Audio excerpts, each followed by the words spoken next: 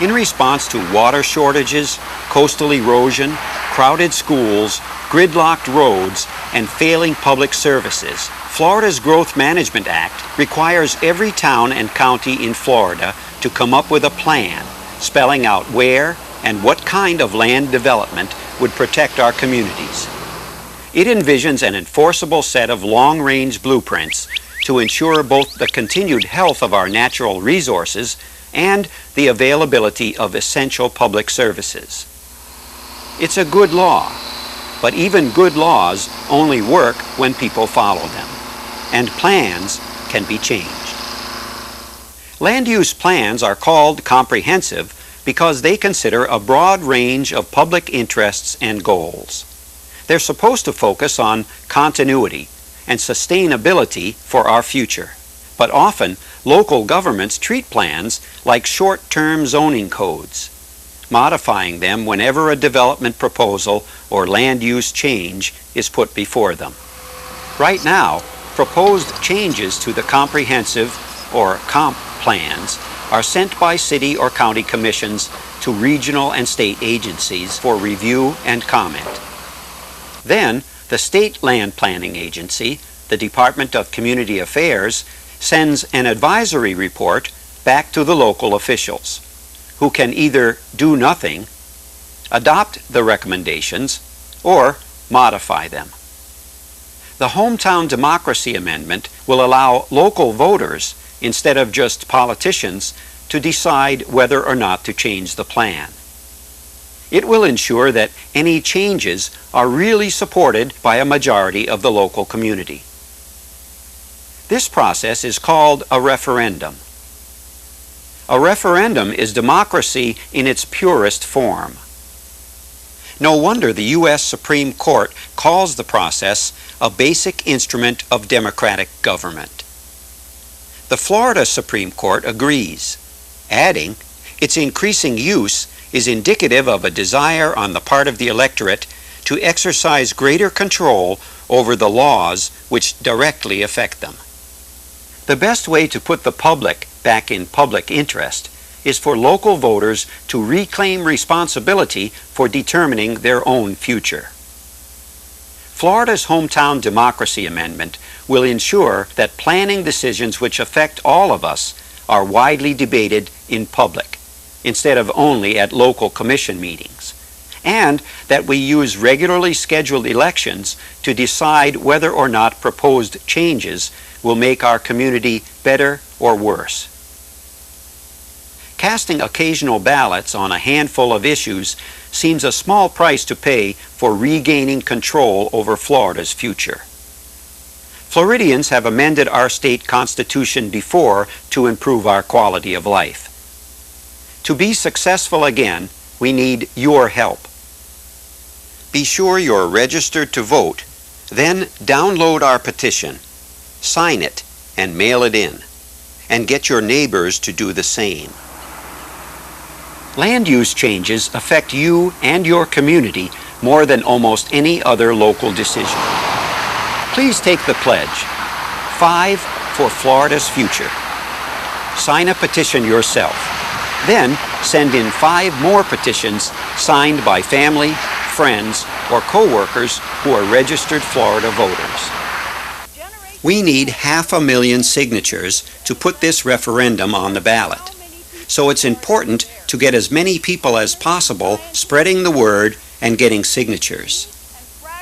The OSOB has been working very hard to support your effort and proudly present to you and the Florida Hometown Democracy over 1,000 amendment petition forms. This is just the beginning. People usually will join us once they understand what's at stake. Here's environmental lawyer Leslie Blackner, one of the authors of the proposal, answering some common questions people ask about the referendum. Is it too late for growth management in Florida? It's certainly never too late to get serious about growth management. Problems will continue to get worse and worse in Florida, and our quality of life will continue to decline unless we begin to do something. There are many parts of Florida that need saving, that are worth saving. There are many communities that need to be protected and preserved. People care about the place where they live. They don't want to see their communities destroyed. People don't want to see 20-story high-rises thrown up on the beaches. People want to make sure that redevelopment is done in a considerate fashion that protects communities and protects the future. How are comprehensive plans supposed to work? Right now, every local government in the state of Florida has a comprehensive plan. These plans are supposed to protect us from overcrowded schools, gridlocked roads, diminished, degraded water supply. It's supposed to protect open space. It's supposed to protect our quality of life. Why aren't they working? Unfortunately, the history of Florida shows that the public interest is defined too often very narrowly by local governments to mean one thing: the promotion of development. And all these other concerns that our legal system charges local governments with protecting, all the things that make a place a good place to live, are too often ignored or sidelined. And the only interest that local governments seem to be hell-bent on promoting is construction. Too many local governments just can't say no to proposed comprehensive plan changes, and so these plans are being constantly changed. Developers who don't want to live within the parameters of existing plans are constantly making requests for plan amendments. They're not content to play by the rules, so they want to change the plans. Instead of the plans controlling development, now development is running roughshod over the plans. These plans can't work if they're constantly being subjected to changes. One of the things we're hoping that will arise out of our initiative effort is that people will begin to understand a little bit about the basic rules governing land use changes. No one is entitled under the law to a comprehensive plan change. You don't have a legal entitlement to it. So there's no mandate that these plans be changed.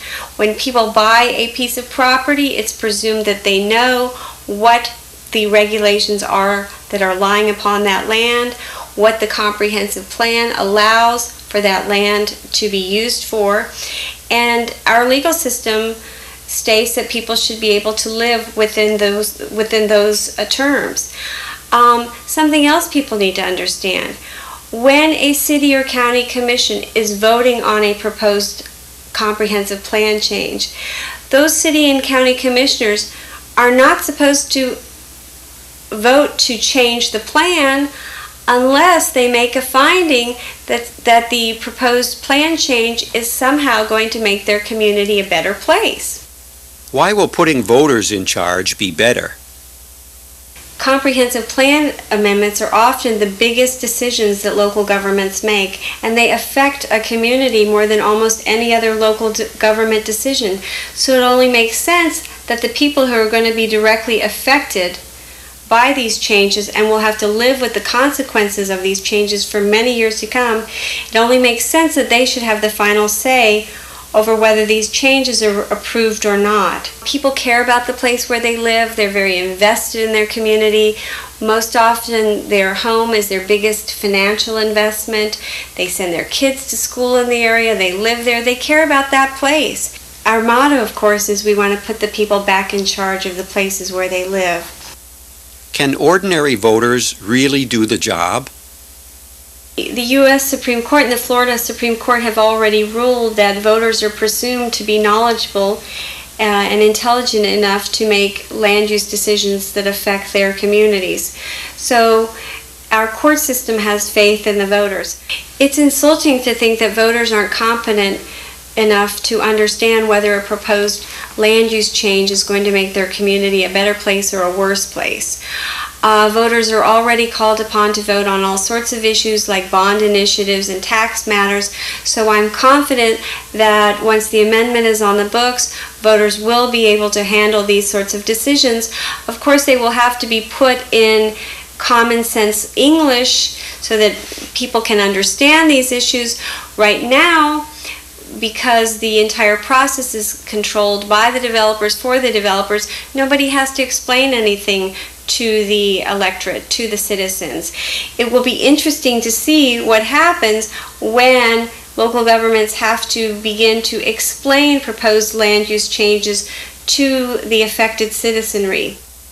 Will this cost taxpayers more?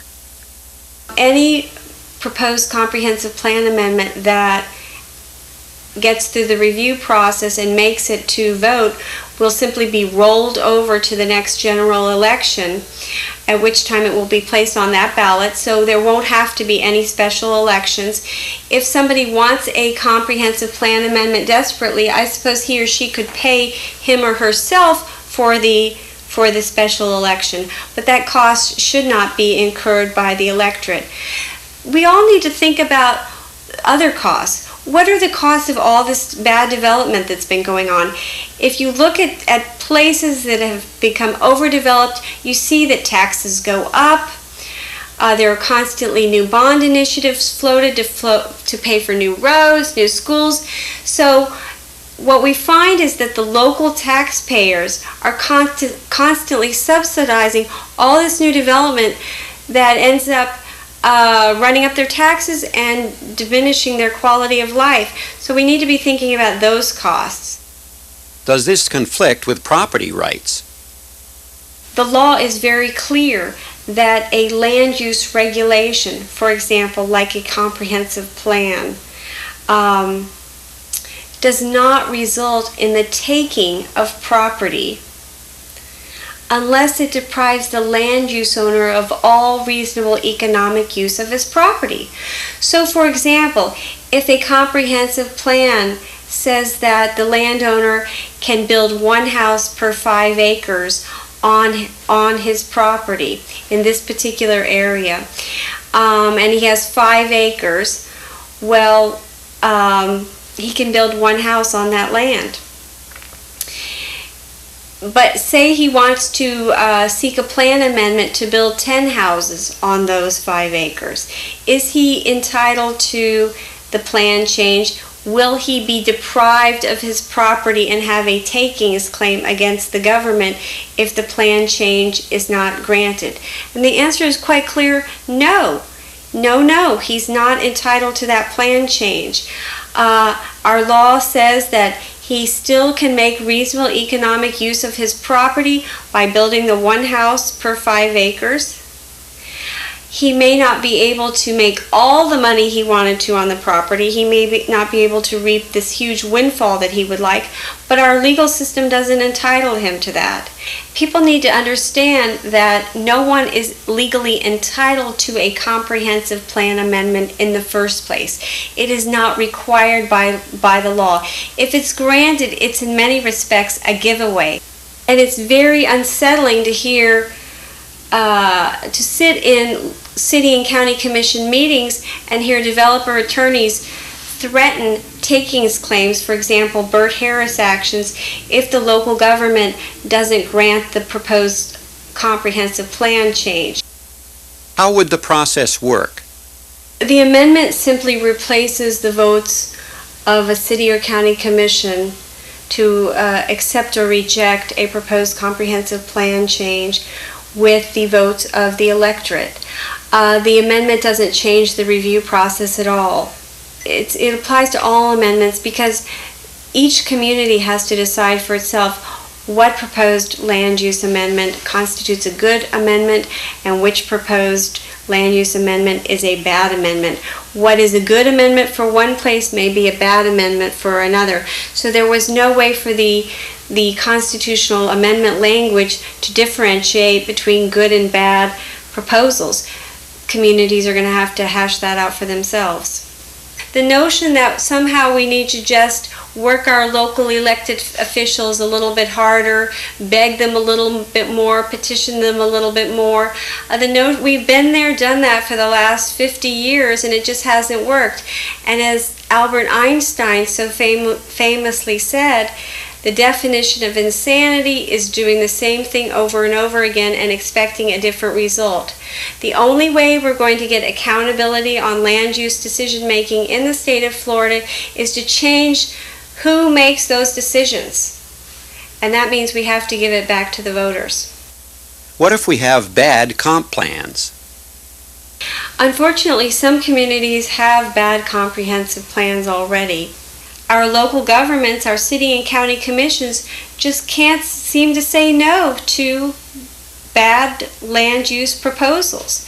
If the Florida Hometown Democracy Amendment passes, people can propose comprehensive plan amendments that will improve their community. So it can be used proactively to promote good land use proposals. Will this hurt Florida's construction industry?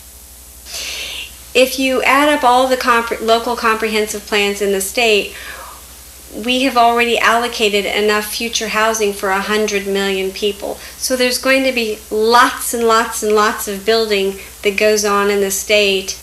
People have a choice. Either they can try to live within the parameters of good comprehensive plans, protect green space, try to make sure their communities are not overrun by bad development.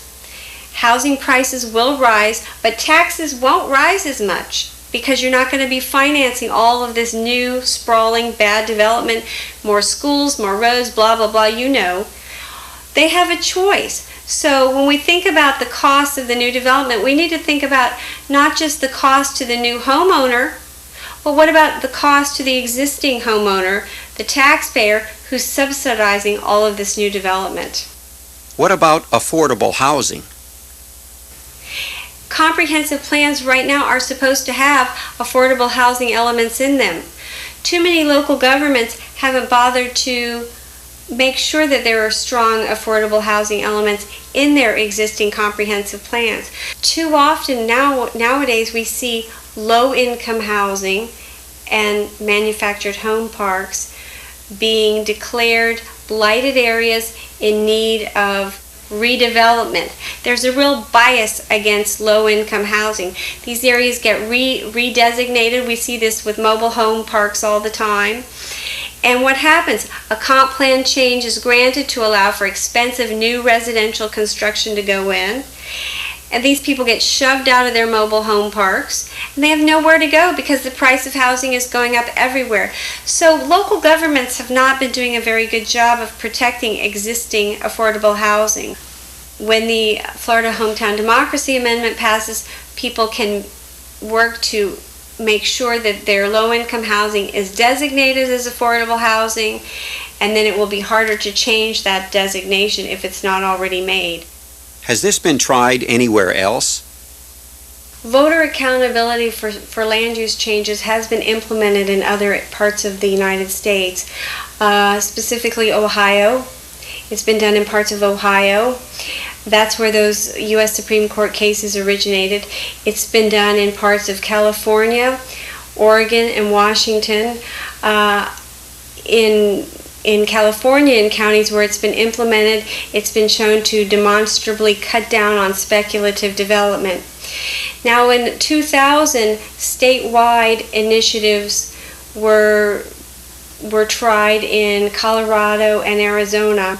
Both of those initiatives attempted to implement complicated growth management schemes for those states, where apparently they don't have those kinds of growth management bureaucracies now. Those amendments are very different from what we are proposing. We are proposing simply to continue on with our current growth management structure, our growth management statute, which has broad support in the state of Florida, which people like basically, which has been on the books for over almost 20 years. All we want to do is replace votes by the electorate on final proposed comp plan amendments with the current system, which allows those votes to be made by city and county commissions.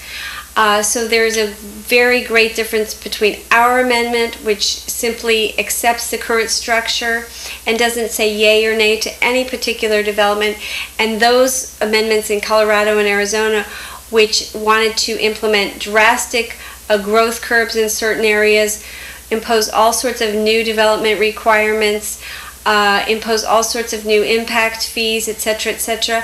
Those amendments, which were very different, were also defeated because the development community spent millions of dollars campaigning against them, and I fully expect that when our ballot moves toward, when our initiative moves toward the final ballot, to the final election, you can expect to see all sorts of misinformation and disinformation about our effort spread by our opponents. And I would hope that every concerned citizen in Florida, every voter, makes a point of making sure that his and her friends and family know the truth about our effort. That's the issue in a nutshell. Finally, we have a chance for real growth management in Florida. But it will only work if enough people stand up and support it. Thank you, folks. Please join us. It's time to put people back in charge of the places where they live. Florida's future thanks you.